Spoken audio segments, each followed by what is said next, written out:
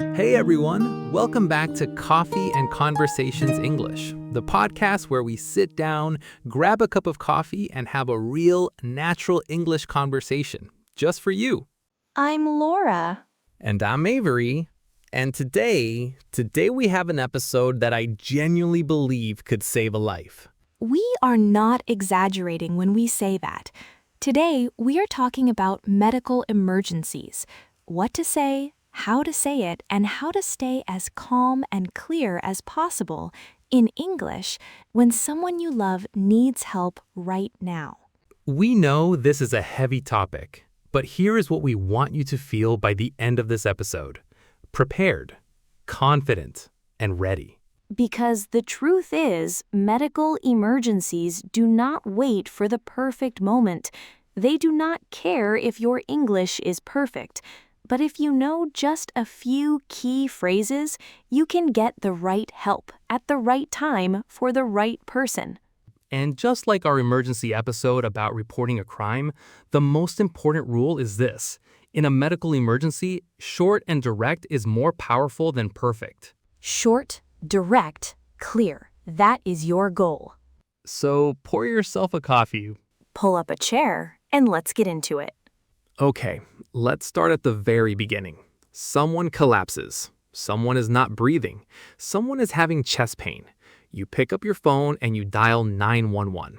The operator answers and says, 911, what is your emergency? And in that moment, you need three things. What is happening, where you are, and who needs help. That is your formula. What, where, who. Let's practice. Let's say someone has collapsed and is not responding. What do you say? Someone has collapsed. They are not responding. I am at 450 West Broadway, apartment 3C. Please send an ambulance immediately. Perfect. What? Someone has collapsed. Where? 450 West Broadway. Who? They are not responding. And then the urgent request, please send an ambulance immediately. Now let's go through the most common medical emergencies and the exact phrases to use for each one. I think someone is having a heart attack. He is having severe chest pain and he cannot breathe properly. I am at your address. Please hurry. My husband, wife, child is not breathing. I cannot feel a pulse. I am at your address. Please send help immediately. There has been an accident. Someone is badly injured and bleeding heavily. We are on the corner of 5th Avenue and 42nd Street. We need an ambulance right away. My child is choking. She cannot breathe. I am at your address. Please send help now. A person has lost consciousness. They are not waking up. I am at your address.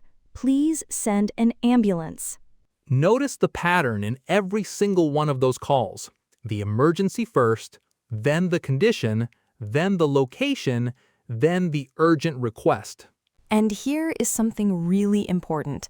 After you give the basic information, the 911 operator will start asking you questions.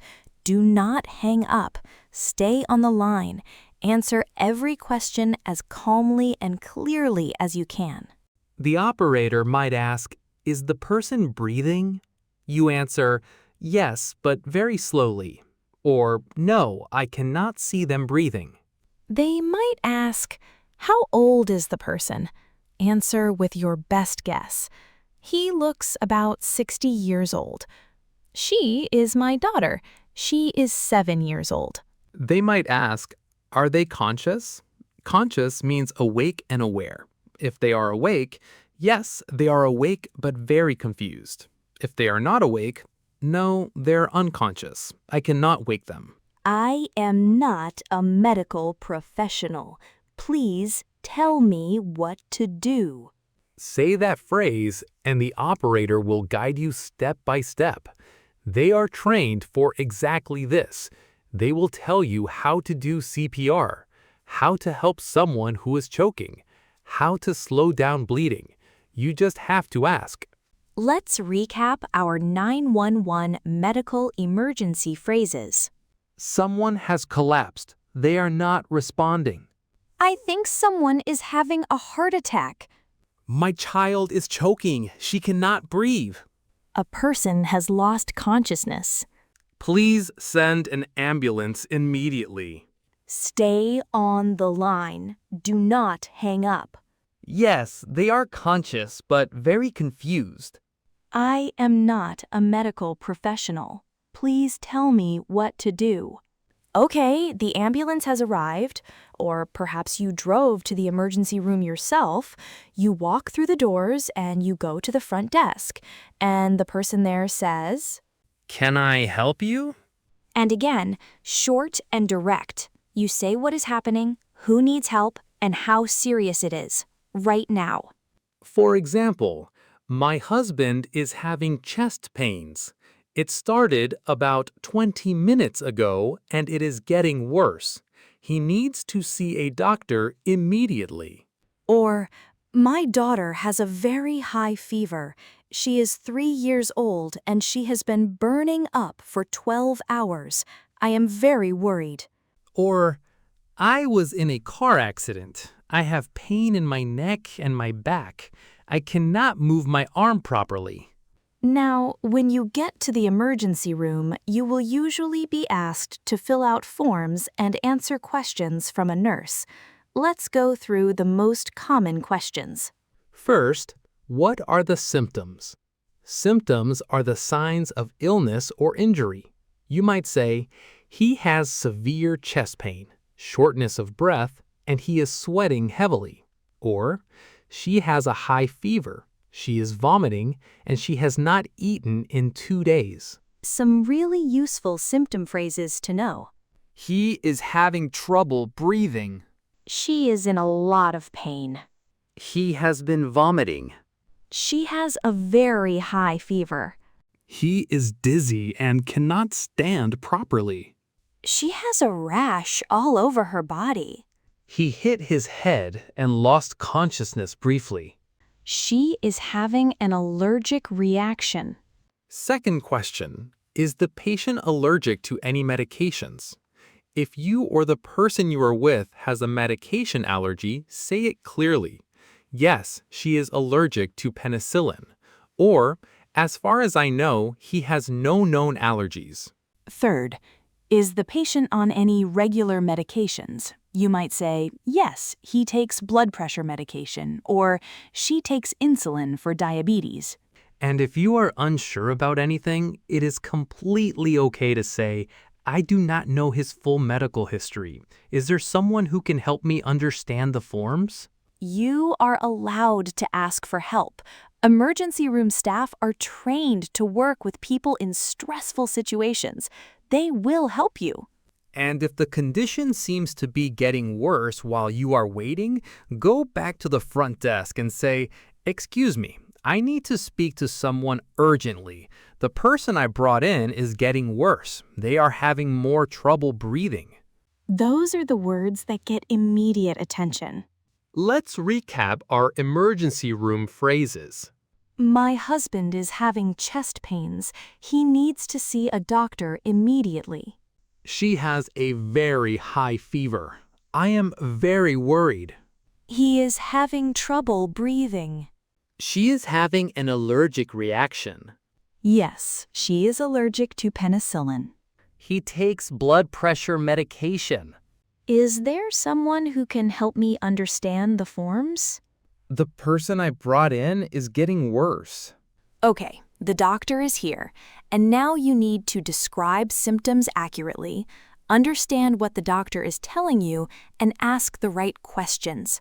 This is where so many English learners feel lost, because medical English can be really complicated.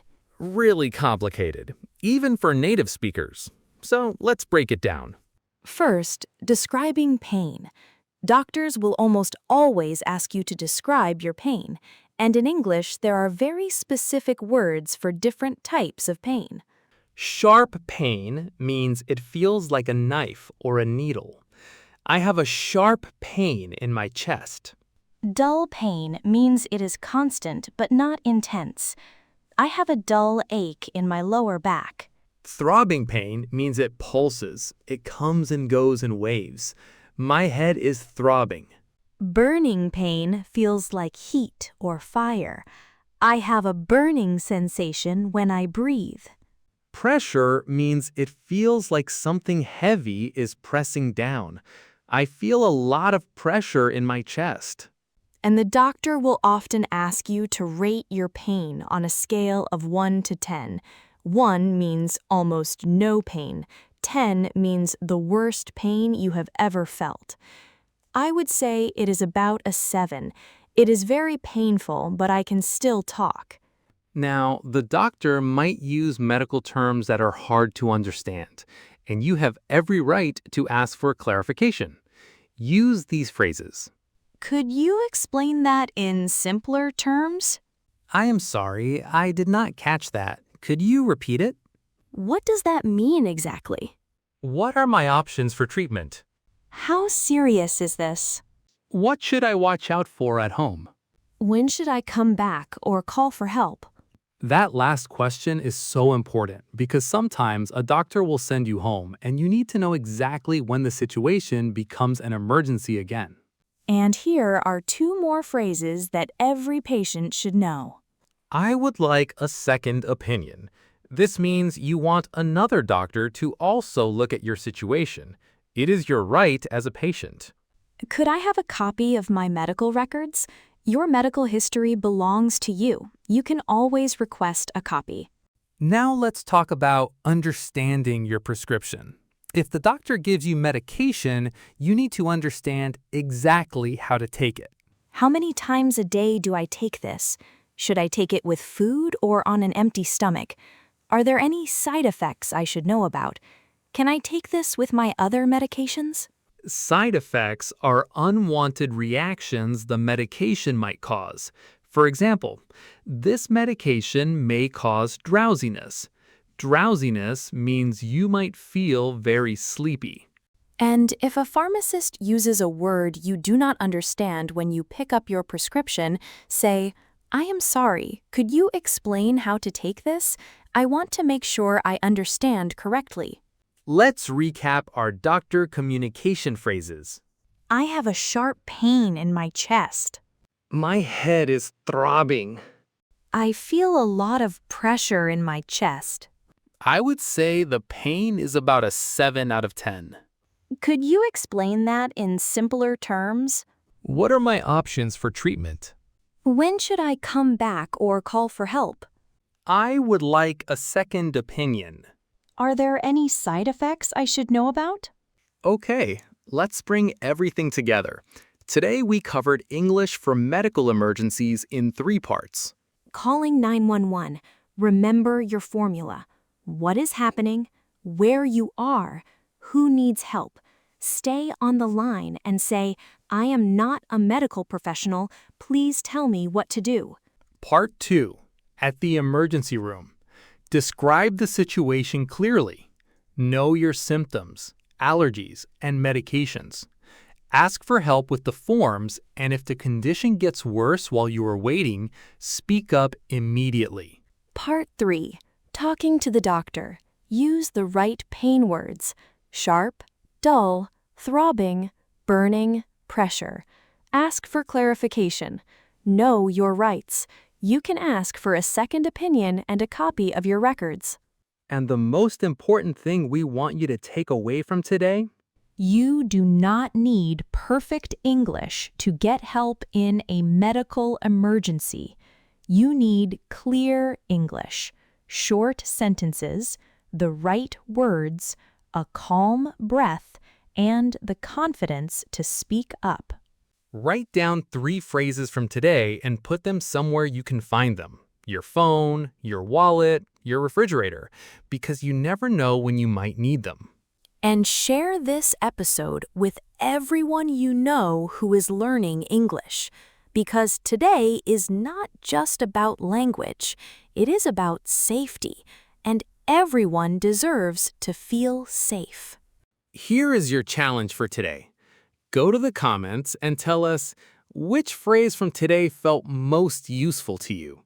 We read every single comment, and your answer might help another listener. If you enjoyed today's episode, please subscribe to the channel and hit the bell so you never miss a new episode. Until next time. Pull up a chair and let's talk English.